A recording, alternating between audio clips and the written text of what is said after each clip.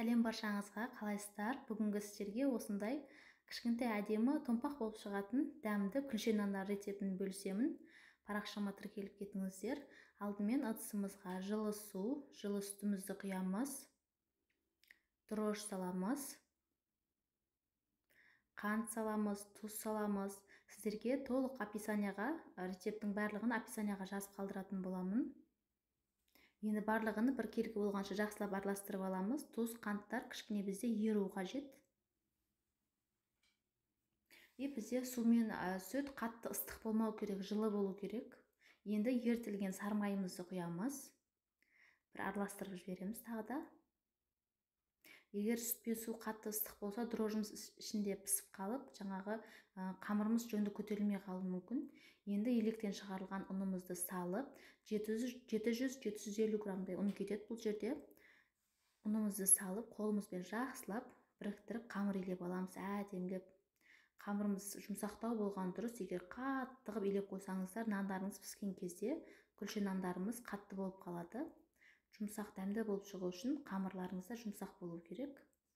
Мына осылай қамырды илеп болғаннан кейін бетін крышкасын жауып, 1,5 сағаттарға жылы жерге орап қоямыз. Көтерілгенше. Енді көтерілген қамырымызды 1,5 сағатта мына осылай томпақ әдемі болып көтеріліп шығады қамырымыз. Енді осыдан қазір бірдей етіп зуала жасап аламыз. Ыдыстан алдымен қамырымызды шығарып аламыз.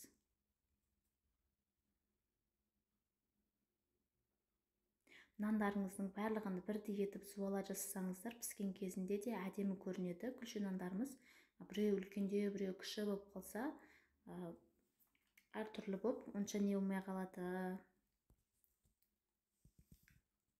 Барлығы бірдей әдем болып шығу үшін осындай таразының көмегімен мен 160 граммнан бөліп алдым. Піскен кезде де бірдей болып әдемі көріну үшін. Енді зуала жасап, бірдей томпақ етіп, барлығын өстіп бірдей етіп бөліп аламыз.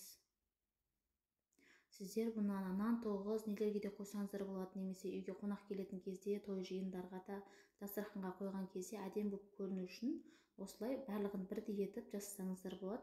Немесе күлше нан қылып істемеймін десеңіздер, үлкен етіп 2 нан, 3 нан етіп шығарсаңыздар болады, 2 нан қылып. Енді разносқа асты жабысып қалмау үшін пергаментіне қағаз төсеп, осылай арасына алшақ-алшақ етіп қойып шығамыз. Бұл жерде қазір 6 зуаланы салдым. Өзі общий бұл жерде 7 зуала шыққан тұғын, 7-ші сәл кішілеу болды. Бұл жерде бетін жауып қоямыз 15-20 минутқа тындырып. Бұл ісіну керек. Қазір міне көріп тұрғандарыңыздай осындай тағы биік болып, томпақ болып ісіп шығады 15-20 минутта. Енді нандарымыздың формасын келтіріп жасап аламыз. Ортасынан бастап осылай саусақпен жайлап жан-жағына айналдырып, бірдей етіп басып, осындай топ-домалақ етіп нанымызды жасап аламыз. Үлкен нан жасайтын болсаңыздар да тура үстіп жасаңыздар. Сонда әдемі шығады нандарыңыз. Ортасынан бастап тесіп жан-жағына осылай жайып істеп аламыз. Барлығын бірдей етсеңіздер, піскен кезде де приятный болып, түрі әдемі болып шығады. Енді ортасына тикешпен осындай басып аламыз, қатты көтеріліп кетпеу керек. Бізде қазір ісініп шығады, бұл пісіп жатқан кезде, немесе вилкамен тессеңіздер де болады. Бұл өздеріңіздің қалауларыңызша.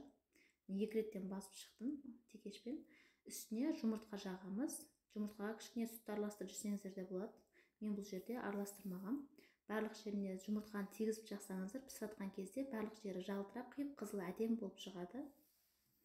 Барлық жеріне тигізіп жұмыртқа жағып аламыз.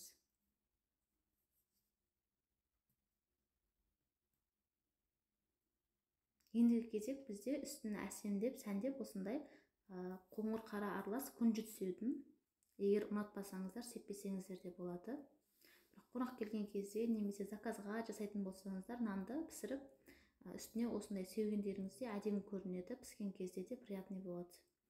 Міне нандарымызды жасап алдық барлығын. Енді алдын ала қызып тұрған духовкамызда 180 градуста пісіріп аламыз 30-35 минут.